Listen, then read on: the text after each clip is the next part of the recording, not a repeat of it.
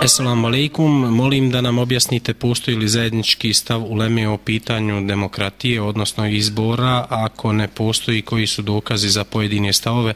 Allah dželešanu vas nagradio, ovo pitanje je zaista kompleksno i zahtijeva jednu kompletnu emisiju u kojoj bi se pojašnjavalo i odgovori na ova pitanja kako ne bi ostali nedorečeni i kako ne bi ostali pogrešno shvaćeni. Bismillah, alhamdulillah, wassalatu wassalamu rasulillah. U vremenu u kome živimo musliman treba da poznaje stanje u kome se nalazi i da ispravno pomije i shvati.